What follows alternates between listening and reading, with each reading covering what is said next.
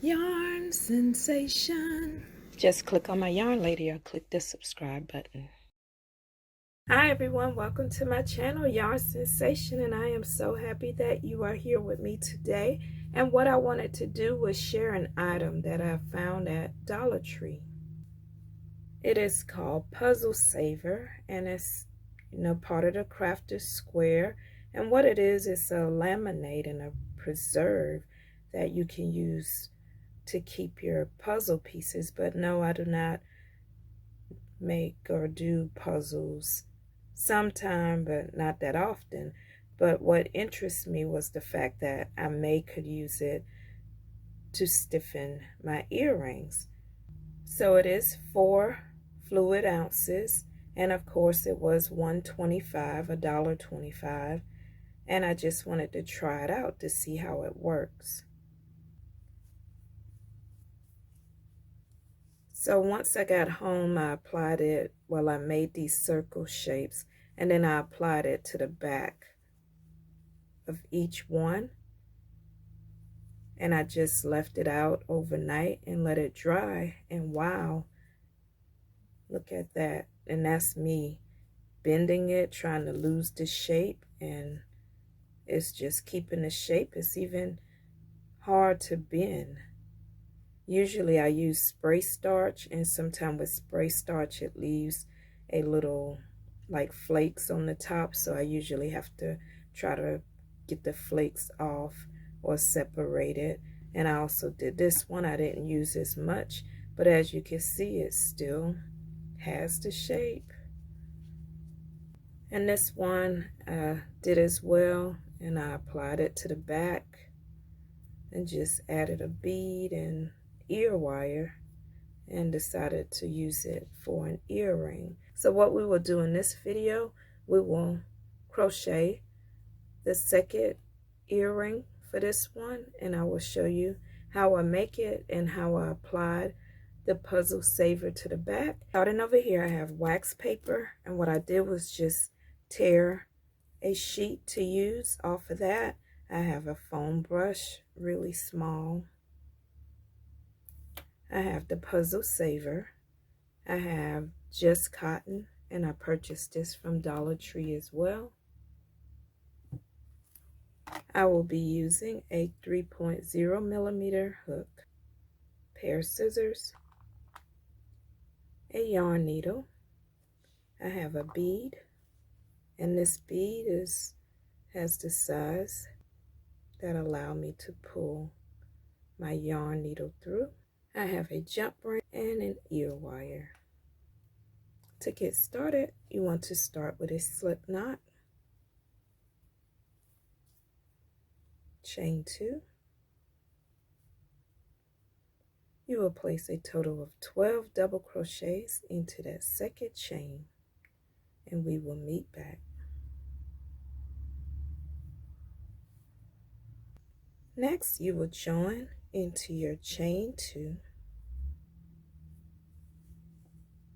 You want to chain 2, 1, 2.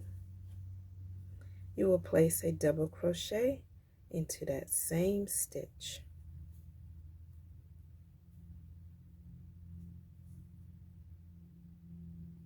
Next, you will chain 1. You will place 2 double crochets into your next stitch. Chain 1, 2 double crochets into the next stitch. And you will repeat around, chain 1, 2 double crochets into the next stitch. And we will meet back at your chain 2. I am completing my last 2 double crochets. Want to chain 1. You will have a total of 24 double crochets. That's including your chain 2. Next, you will join into that chain 2, and you completed round 2. For round 3, you want to chain 2.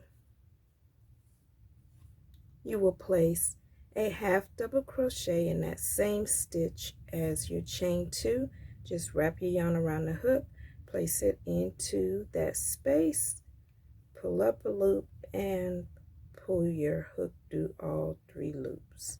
Next, you will chain 3, 1, 2, 3, and your next space is your chain 1 from the previous row. You want to place your hook into that space, pull up a loop. You'll have 2 loops on the hook, pull your hook through that last loop, and you completed a slip stitch. Next, you will go to the next half double crochet and place a half double crochet. Next, you will chain 3, place a slip stitch into that next chain 1 space, and place a half double crochet into that next half double crochet. And you will repeat that around.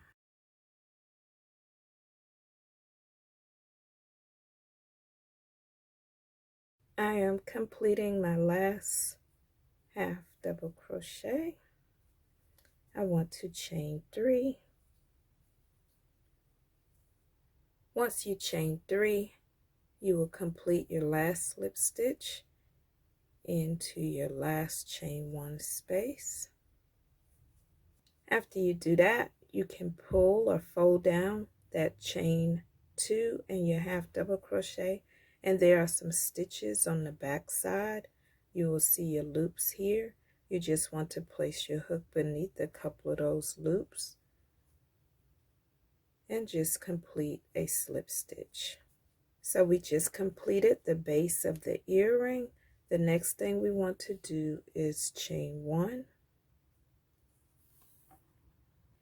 And I'm going to cut my yarn at about 7 inches, but feel free to use less or more. We will be using this tail to add our bead onto our earring. Once you cut your yarn, just pull that yarn tail through, pull to tight. Next, you need your yarn needle. Open your jump ring, add your ear wire, clip it onto your yarn. You can close your jump ring. Next, you will feed your yarn tail back through your bead.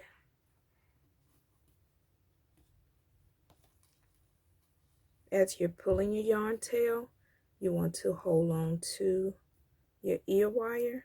As long as you have your jump ring that's larger than the hole of the bead, it will not go through.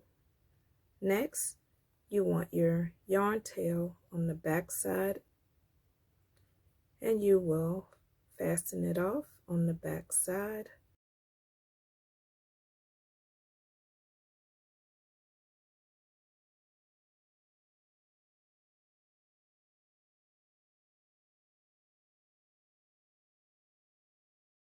Okay, so we completed our earring, and the next step I will do is show you how to add the puzzle saver to the back. You want the back side facing up, so we will just be applying a light coat to the back side of this. Once you open it, it does come with this applicator, and if you want to use it, that's fine as well. And what I do is just hold on to that bead and ear wire, and you can always use this part to apply.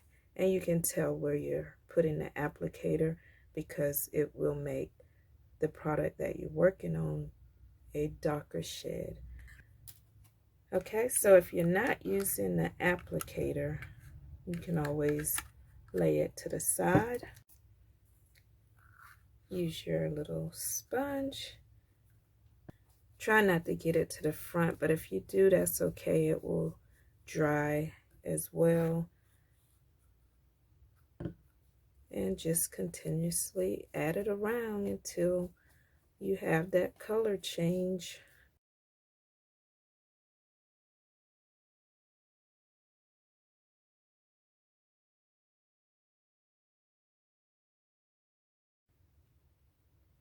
And I am satisfied with the coverage that I did.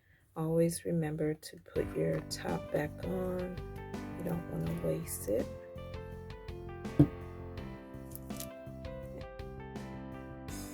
And then just wait till the next day.